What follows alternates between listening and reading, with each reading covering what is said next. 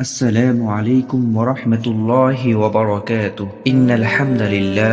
আকাশে লেখা বার্তা, আত্মত্যাগ, স্বাধীনতা ও চেতনার প্রতিচ্ছবি। প্রতিটি জাতির ইতিহাসে কিছু মুহূর্ত থাকে যা শুধু ইতিহাস নয়, তা হয়ে ওঠে আত্মার প্রতিচ্ছবি। যেখানে প্রতিবাদ জন্ম নেয় আর চেতনা উঠে দাঁড়ায়, ঠিক তখনই আকাশ হয়ে ওঠে এক ক্যানভাস, যেখানে লেখা থাকে শহীদের গল্প, সাহসিকতার স্বাক্ষর, আর আমাদের হৃদয়ে নিঃশব্দ কান্না। এই দৃশ্য যেন এক মুক্তি। একটি পাখি উড়ে যাচ্ছে খাঁচার বুক চিরে, যেন বলছে, আমাকে বেঁধে রাখতে পারো না, কারণ আমার রূহ শুধু আকাশে বসবাস করে। আল্লাহ রব্বুল আলামিন সূরা হাদীদের 20 নং আয়াতে বলেন, ওয়ামাল হায়াতুদ দুনিয়া ইল্লা মাতাউল গুরুর। উক্ত আয়াতটির অর্থ, এই দুনিয়ার জীবন তো ধোঁকার উপকরণ ছাড়া কিছুই নয়। তারপর এক আশ্চর্যময় বিষয়, বাংলার আকাশে অদ্ভুত তারিখ ৩৬শে জুলাই।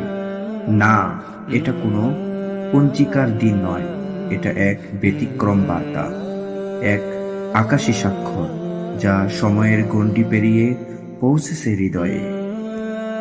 একটি অবিচল দৃশ্য, 2 হাত মেলিয়ে দাঁড়ানো এক বালক আবু সাঈদ, হাতে একটি লাঠি, চোখে আদম্য সাহস।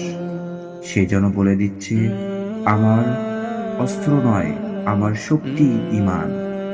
আবার ভেসে উঠে সেই মুগ্ধ যে বলেছিল, পানি লাগবে পানি। সেই কণ্ঠ ছিল নিরহ, কিন্তু সেই চাহানি ছিল প্রতিবাদের চেয়েও তীব্র। এদিকে রাস্তায় এক কোণে এক রিকশাওয়ালা সালাম জানাচ্ছে, তার চোখে শ্রদ্ধা, তার সালামে একটি জাতির কৃতজ্ঞতা, তাদের জন্য যারা দাঁড়িয়েছিল নির্বাকদের পক্ষ হয়ে। শাপলা ফুল আমাদের জাতীয় গর্ব, আজ সে ভেসে উঠেছে আকাশে। তুলছে এক প্রশ্ন, যে দেশ রক্ত দিয়ে গড়া, সে কি ন্যায়ের পাশে থাকবে না? একটি চিত্রে লেখা রয়েছে 1971, তার নিচে 2024। 2টি বছর, 2টি সংগ্রাম, 2টি চেতনা। তার উপরে একজন দাঁড়িয়ে আছেন, হাতে বিজয়ের পতাকা। তিনি যেন বলছেন, আমি সেই উত্তরসূরি, যার রক্তে স্বাধীনতার ইতিহাস লেখা আছে। আজ বাংলার আকাশে ফিলিস্তিনের পতাকা ভেসে ওঠে, কারণ তাদের কান্না আমাদের ঘুম ভাঙিয়েছে, তাদের লাশ আমাদের হৃদয় কাঁদিয়েছে। আমরা তাদের ভাই, ঈমানের বন্ধনে আবদ্ধ। হঠাৎ করে সেই কোরআনের আয়াতটি মনে পড়ে যায়। সূরা হুজরাতের 10 নং আয়াতে আল্লাহ রাব্বুল আলামিন বলেন, ইন্নামাল মুমিনুনা ইখওয়া। উক্ত আয়াতটির অর্থ, নিশ্চয়ই মুমিনগণ পরস্পরে ভাই ভাই। আমরা জানি প্রকৃত নতুন বছর সেই, যে শুরু হয় আত্মশুদ্ধির মাধ্যমে, যেখানে থাকে তাকওয়া, থাকে আল্লাহর সৃষ্টির আকাঙ্ক্ষা। এই আকাশ শুধু নীল নয়, এখানে লেখা আছে প্রতিরোধের গল্প, শহীদের চিহ্ন। আমাদের দায়িত্ব, তারা চলে গেছে, কিন্তু আমরা কি এখনো জেগে আছি?